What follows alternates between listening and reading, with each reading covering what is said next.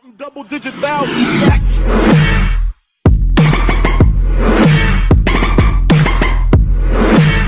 The design of the new Range Rover Velar is truly compelling. Every detail of this unique SUV has been beautifully executed. The sleek volumes of the lower body, with its flawlessly integrated deployable flush door handles, ultra-slim LED head and tail lamps, and optional 22-inch wheels, give the vehicle a striking, contemporary presence. The R-Dynamic is even more striking, with Shadow Atlas lettering, burnished copper details, and unique front bumper design, all combining to deliver a uniquely purposeful stance.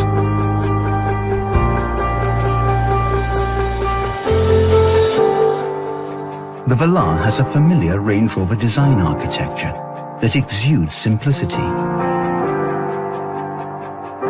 Twin sliding armrests, configurable mood lighting, combined with luxurious materials and exceptional craftsmanship. Some of the interior features I think the Enclave customers will come to appreciate the most is the increased interior flexibility, increased cargo space, quietness, and of course the all-new styling. We do have a new Smart Slide seating system in the second row. The great thing about it is if you have a child seat installed, the seat still articulates and you don't have to take that out. One feature I think will surprise a lot of people, and that's a rear camera washer. This camera really comes in handy and wipes all of that dust and debris away. The active twin clutch system certainly has better traction capability. The new 3.6 V6 produces over 300 horsepower with a 9-speed automatic transmission. People should be able to have a little fun en route to pick other people up. If I could use 3 words to describe the all-new Enclave, very simply it would be smart, stylish, and social. We know that we'll shatter your expectations with this all-new vehicle. Check it out. Now this car is pretty massive. It is longer than a Toyota Highlander and can seat up to 8 people just like the Honda Pilot. So let's get to know this SUV a little bit. The Subaru Ascent is right now is just a concept car. It's just in a design studio for now, but it's fully functional, the one that they're displaying here at the New York Auto Show, and it looks beyond amazing. It looks more like a luxury car. It's been a while since Subaru had a 7-seat option. The last car, the little loved Subaru Tribeca, ceased production in the US at the end of 2012, having a questionable record of sales in the car industry. So they're replacing it with this new one called the Ascent.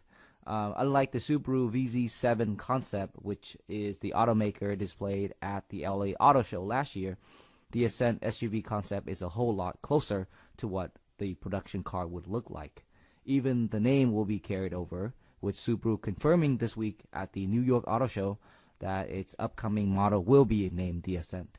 Size-wise, the Ascent concept is 198.8 inches long and 78.3 inches wide and 72.4 inches high, with a wheelbase of 117 inches in length. That makes it notably similar to the Volkswagen Atlas, which it was debuted in last couple of months. And indeed, the target audience is likely to be cross-shopping the two. Whereas the VW has used existing engines from its lineup for the Atlas, Subaru has an all-new engine built in for this car. Size-wise, the Ascent SUV is pretty luxury on the inside. In terms of engine, turbocharged 2.5 direct injection engine is expected to power the Ascent. Other than that, the automaker is playing the details close to his chest, though we do know the production Ascent will have an all-wheel drive, just like the Outback and other Subaru models.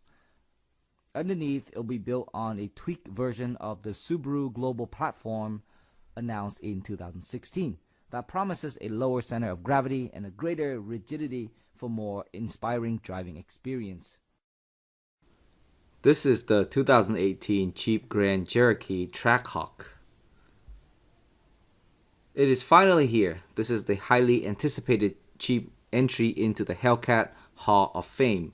The engine is almost exactly the same as the one powering the Challenger and the Charger Hellcat. One difference, the oil capacity is slightly greater, 8.3 versus 7 quarts.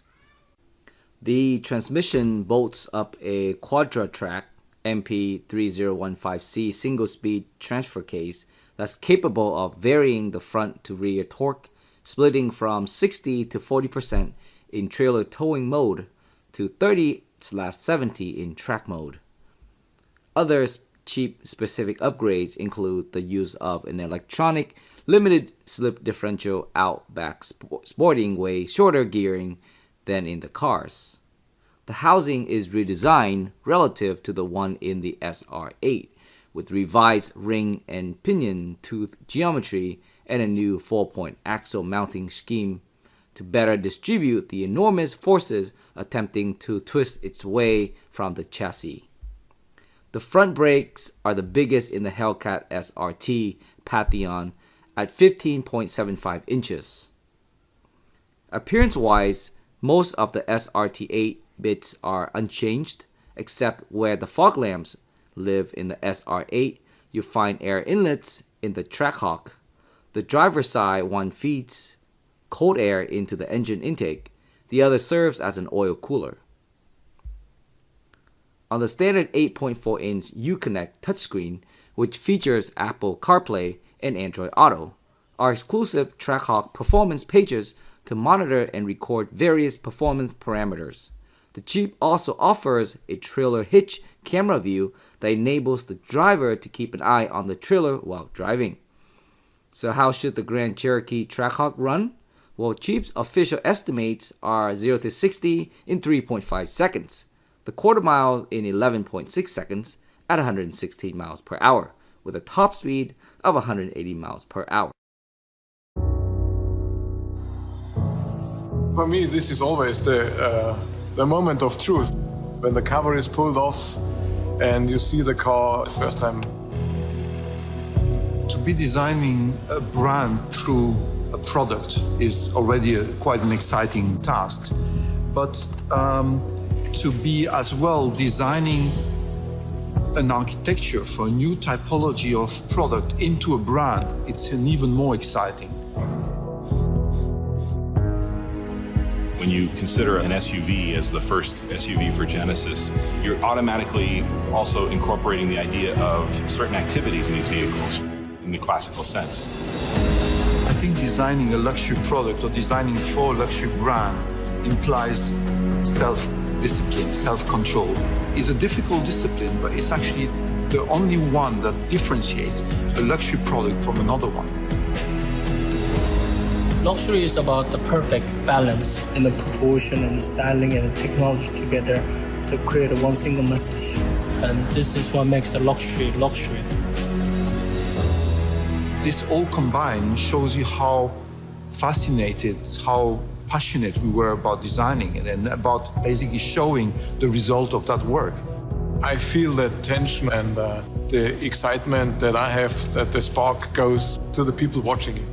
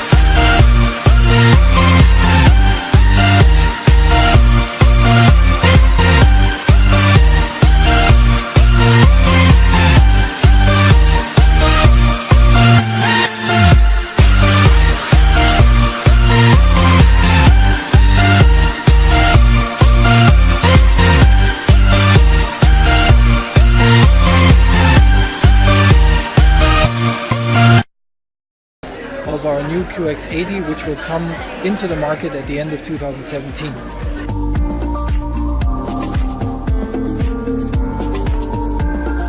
What we're doing is we're playing now with a little bit looking back at our current QX80 and also playing with what things we want to keep or evolve, amplify.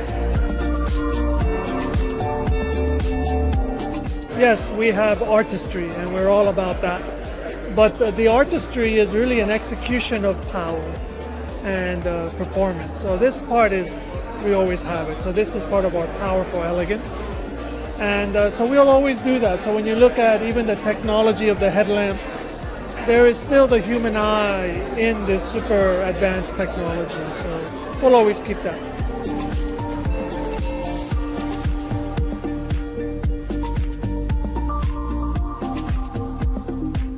Infiniti is definitely known for powerful SUVs and powerful crossovers, and this car definitely exemplifies this kind of commanding presence on the road. It's a powerful SUV